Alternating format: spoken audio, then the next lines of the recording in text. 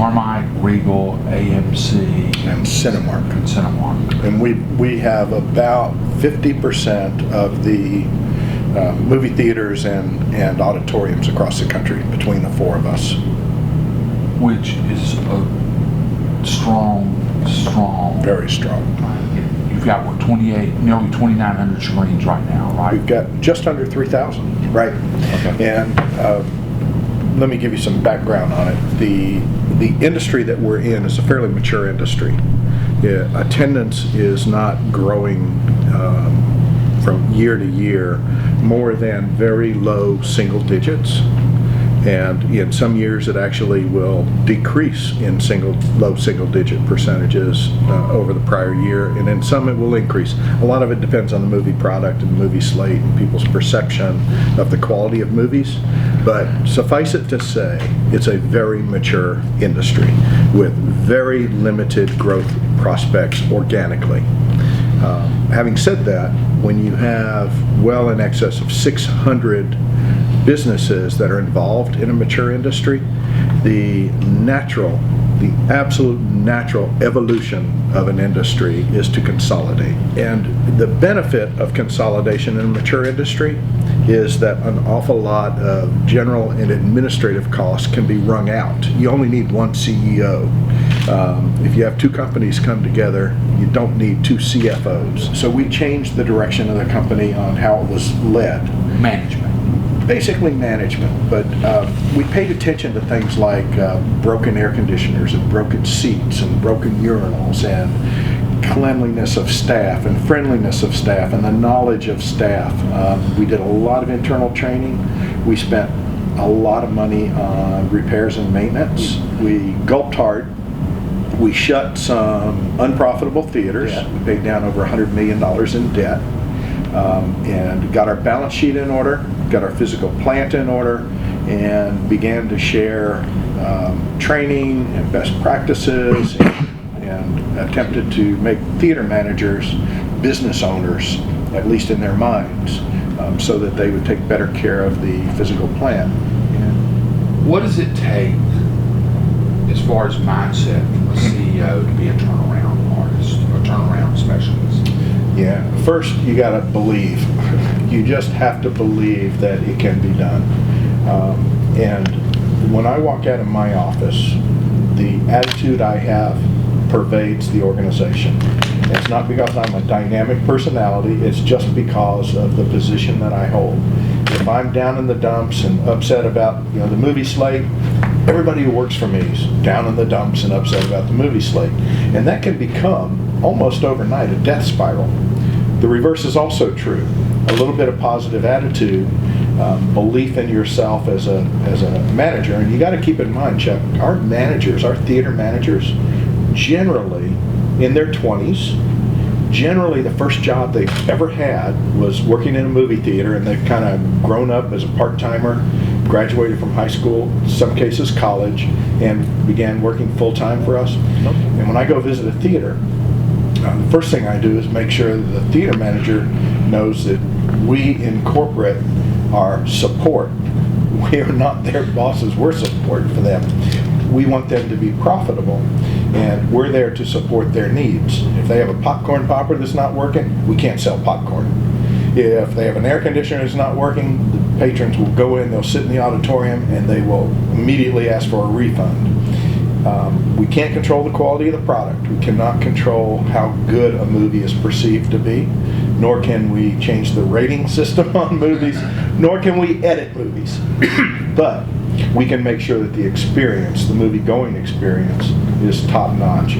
So Fast and Furious comes out. It's got race cars. It's got mixed ethnic groups, not all white, not all black, not all Hispanic, mixed ethnic groups in the movie, and it performed phenomenally well across Hispanics, across traditional whites, even across blacks and Asian. So it basically hit all the groups.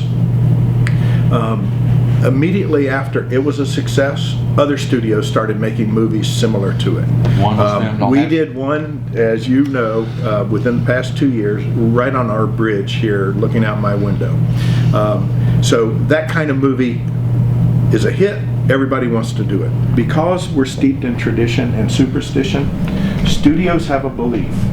Traditionally, they've had this belief that you can't release a big movie in January or February or March. You can only do it in April, May, June, July, and November and December. So basically half the year is not available for big blockbusters. And many of us that show movies and talk to our patrons regularly believe that that's just not true. Over the past 3 or 4 years, we've actually evolved into studios experimenting with movies other than in those peak months that I mentioned, and they're being very successful. 50 Shades of Grey, just Valentine's, whether it's an R or not, it was very well attended. The biggest February release in the history of movies. 50 Shades of Grey did very, very well for us. Magic Mike did very well for us. Ted did very well for us.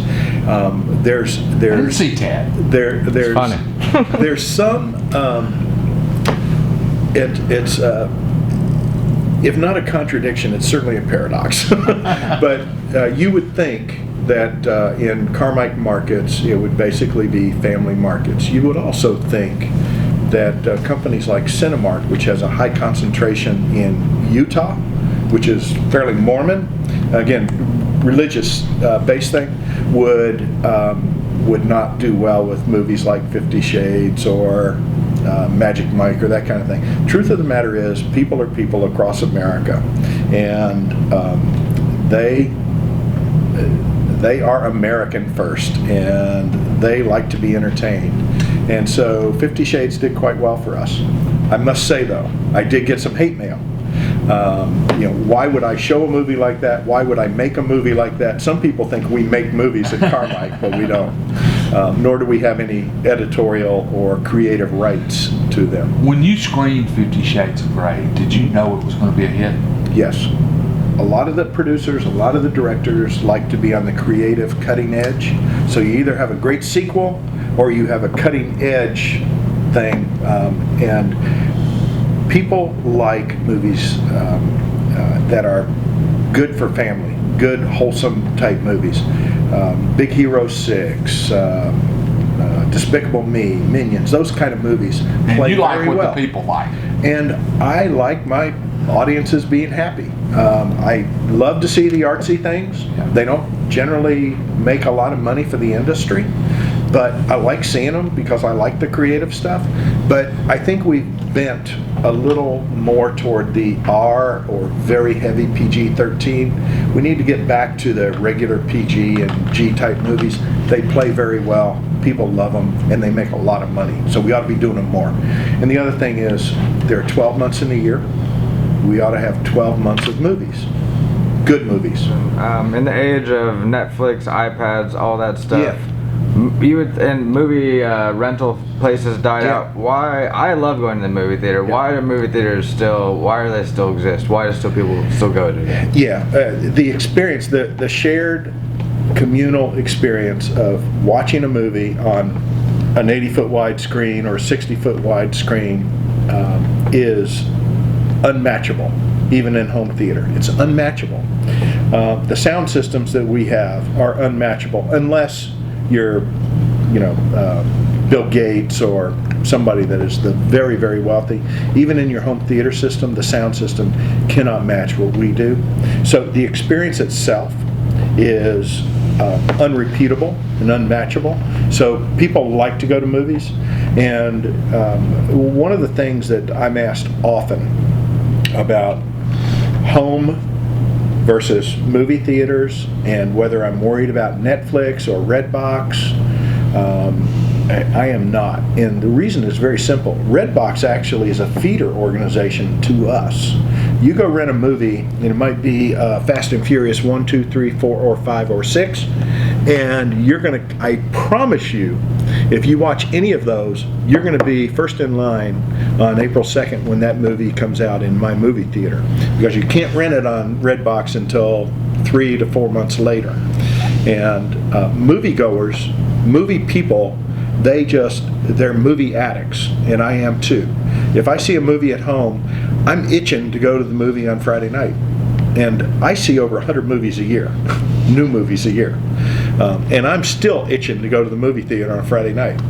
Yeah, so movies infect you in a way that make you want to see more movies. If you take a look at what it cost to see a movie in 1940 versus what it costs to see a movie today, it's cheaper today as a percentage of your income or on a constant dollar basis. It's cheaper today than, inflation adjusted basis. It's cheaper today than it was 40 years ago and cheaper today than it was all the way back to 1940. So while it sounds like a lot of money, it's 2 hours plus of entertainment at a very small fraction of what you pay even to go to college sports events or professional sports events or a theme park. Million tickets and 20 or so if they don't share drinks and popcorn. But yeah, so 40 to 50 bucks. You think movies are not rocket science, but they actually are. The business that we're in is really a science. You just wrote the headline. That 90 minutes of every day that's slowest is between 4 o'clock and 5:30. And it makes sense. You know, some people get off early, they go home, eat, and then they come to the movie theater. But that's the slowest period of the day. So we introduced, and this isn't David, this is people that work for Carmike, introduced this thing called Super Bargain Matinee. If you come during that 90-minute period, we'll discount even the matinee seats. We'll discount even those to a lower price. And all of a sudden, between 4 and 5:30 in the afternoon, we were picking up double-digit attendance increases. That's why I go to the movie theater, by the way. Yeah, it works. What if it's about making money, profit? The $1.50 is something I like to go to. I love the $1.50. Go with my kids. You know, Yep. relatively cheap. Why do you keep that open? Does that? I do too. We do it for two reasons. One is because it's a way in which to utilize an asset that is an older asset that It's not updated. we're still paying rent and that kind of stuff on. And the other is there are people who simply cannot take their kids and pay $35 or $40 for a family of 4 just to get in. And so we like being able to do that. And we like, again, the big screen experience. It might not be the plushest, newest seats. It might not, in some cases, be stadium seating, but it will be a good presentation with a digital projector, and it will be much better than you could see anywhere else. Hallmark.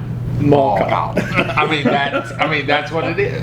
It is. Isn't there some irony in that you were an outsider and came in here, and this was a family-owned company for many years from inside, and you came in and pushed more community involvement.